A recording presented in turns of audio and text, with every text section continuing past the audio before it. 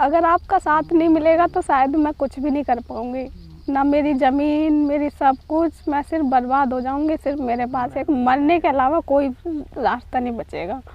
और वैसे बोलते हैं कि योगी जी की सरकार में गुंडागर्दी ख़त्म हो गई है, तो मैं ये पूछती हूँ कहाँ हुई है योगी जी की सरकार में गुंडागर्दी ख़त्म? बताओ, अगर हुई है तो मेरे साथ फिर क्यों ऐसा हो रहा है? अगर गुंडागर्दी ख़त्म हो जाती तो मुझे मेड लगाने देते ना।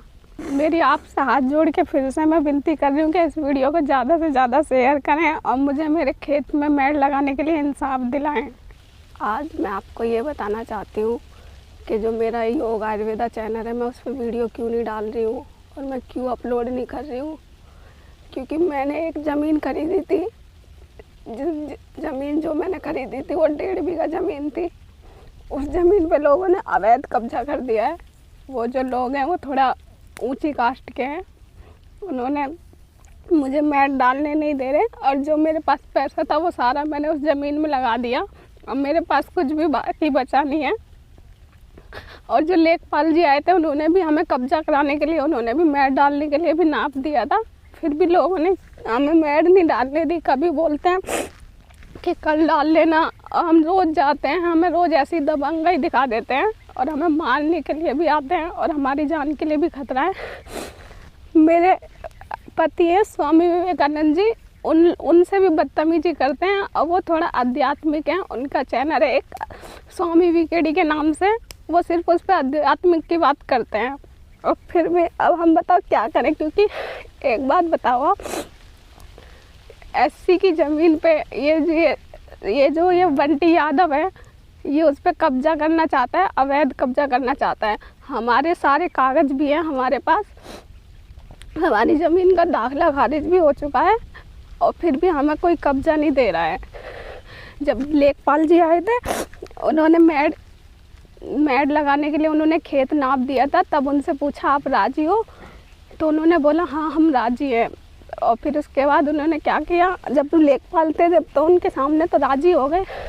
फिर हमने बोला चलो मेड डाल लेते हैं, तो उन्होंने बोला को बहाना मार दिया कि नहीं सुबह डालेंगे। हमने सोचा चलो कोई बात नहीं, नाप तो दिया है तो हम सुबह मेड डाल देंगे।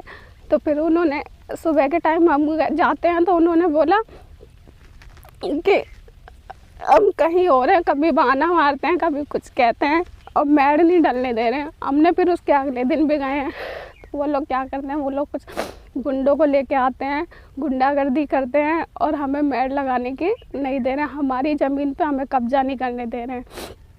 और जो ये कब्जा नहीं करने दे रहा है वो, उसका नाम बंटी यादव है और उसकी बीवी जो है, उसकी वाइफ जो है वो प्रधान है यहाँ की।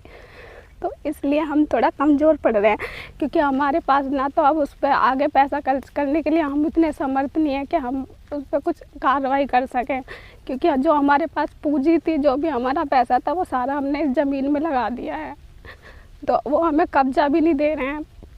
और हमारा ज़मीन का दाखिला खारिज सब है, उन पे ना तो दाखिला खारिज है ना कुछ है, बस ऐसे ही दूसरों की ज़मीन को हड़पते डोल रहे हैं, बस रजिस्ट्री करा ली है। और जिससे हमने ज़मीन ली है उसको, उसके ऊपर वो दबाव धर देते हैं, तो वो बंदा भी उनकी बातें बोलने लग जाता है। और फिर जब उससे पूछते हैं तो वो, उस दिन उसने भी सामने बोला कि तुमसे मैंने बोली थी कि तुम प्लॉट मत लिखवाओ, तुम खेत लिखवाओ, तो उसको डरा देते हैं, उसको बोलने नहीं देते हैं। तो आप बताइए मैं इस ज़मीन के लिए क्या करूं क्या ना करूं। ना ही मैं इतनी समर्थ हूँ कि मैं आगे पैसा खर्च कर सकती हूँ और ना ही मेरे पास पैसा है। और मैं यहाँ पे कितने दिन हो गए, मैं अपना सारा घर बार छोड़ के मैं यहीं पे पड़ी हुई हूँ।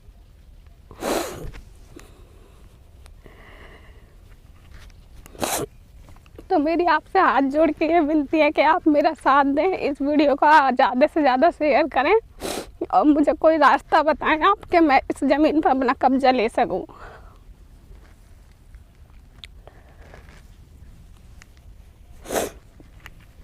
और मैं आपको बाकायदा अपने कागज़ की फ़ोटो दिखाऊंगी और अपने कागज़ की रजिस्ट्री भी दिखाऊंगी, मैं अपना सारा दाखिला खारिज भी दिखाऊंगी, आपको सारी चीज़ें दिखाऊंगी अपने। खेत वाला कहता है नाप लो, और खेत वाला बोलता है कि आप अपना मेड लगा लो, नाप लो, पर हम जब नापने जाते हैं तो वो नापने नहीं देता, वो अपने गुंडे लेके आता है और मैं नहीं कब्जा करने देता।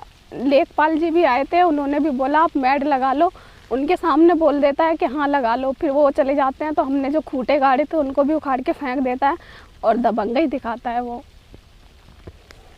योगी सरकार और वैसे बोलते हैं कि योगी जी की सरकार में गुंडागर्दी ख़त्म हो गई है। तो मैं ये पूछती हूँ कहाँ हुई है योगी जी की सरकार में गुंडागर्दी ख़त्म? बताओ, अगर हुई है तो मेरे साथ फिर क्यों ऐसा हो रहा है? अगर गुंडागर्दी ख़त्म हो जाती तो मुझे मैड लगाने देते ना। अवैध रूप से कब्जा कर रहे हैं, मैड लगाने नहीं दे रहे हैं, तो अब बताओ मैं कहाँ जाऊँ? इसलिए मैंने सोचा मैं आप लोगों से ही बात कर लूँ, तो कम से कम आप लोग मेरी सुनेंगे तो सही। और अगर कुछ बोल दें तो हमें धमकी और दे दे के जाते हैं, बोलते हैं जान से मार दूंगा, हमारी जान को भी खतरा है। इसलिए हम उस खेत पे भी जा नहीं सकते हैं कि हम आपको वो खेत भी अपने जरिए दिखा भी सकते हैं। बस एक छोटी सी जो वीडियो है खेत की, वो मैं आपको दिखा दूंगी। वो भी चोरी छुपके जाके, जिससे कि हमें कोई ना देखे, वो वीडियो हमने बनाई है।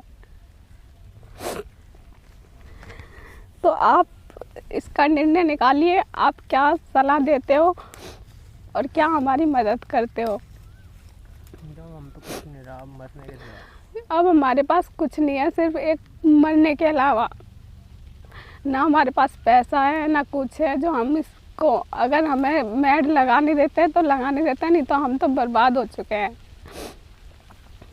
अभी भी जाटवों की ज़मीन पे ऐसे लोग कब्जा करते हैं, बोलते हैं कि भेदभाव ख़त्म हो रहा है, कब्जा सब कुछ करना ख़त्म हो रहा है। तो मैं पूछती हूँ कहाँ हो रहा है कब्जा ख़त्म करना? बताओ। मेरी आपसे हाथ जोड़ के फिर से मैं विनती कर रही हूँ कि इस वीडियो को ज़्यादा से ज़्यादा शेयर करें और मुझे मेरे खेत में मैड लगाने के लिए इंसाफ दिलाएं।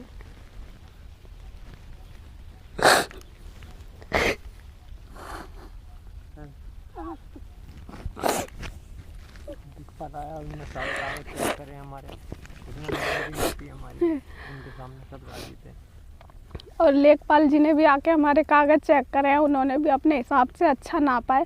हमारा 11 मीटर फ्रंट बैठता है, उन्होंने हमें 8 मीटर दिया है। हम उस पर भी राज़ी हो गए हैं कि कोई बात नहीं, आप हमें इतना भी दे दो। फिर भी वो लोग नहीं मान रहे हैं, उनको सारा चाहिए पूरा।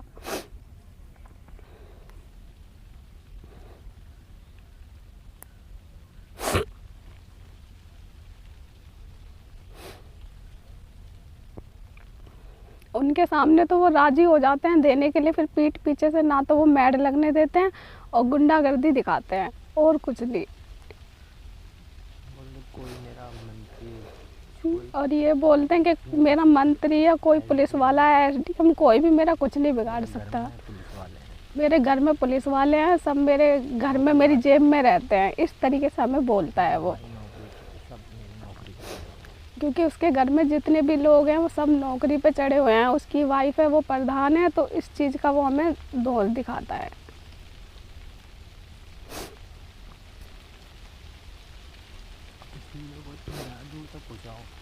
और आपसे जितना हो सके इस वीडियो को जितना शेयर करो उतना शेयर करना, इसको ज़्यादा दूर तक आप पहुंचाना। इससे मेरी आपसे हाथ जोड़ के विनती है कि आप मेरी मदद करें।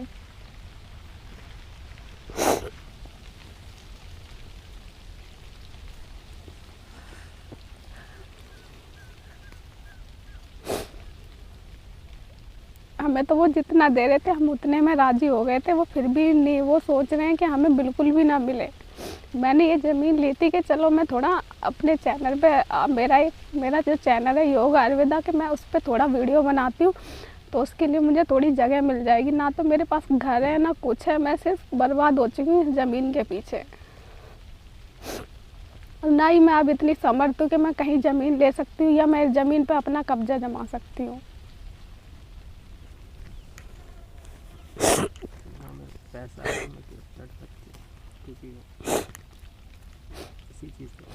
और ना ही मेरे पास पैसा है ना कुछ है, ना मैं उससे लड़ सकती हूँ, क्योंकि ना पैसा होगा तभी लड़ा जाएगा ना।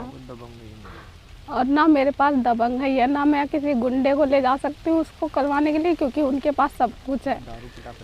वो दारू पिला पिला के वो अपने गुंडे लेके आ जाते हैं यहाँ पे, और हमें मैड नहीं लगाने दे रहे, अवैध कब्जा कर रहे हैं हमारी ज़मीन पे।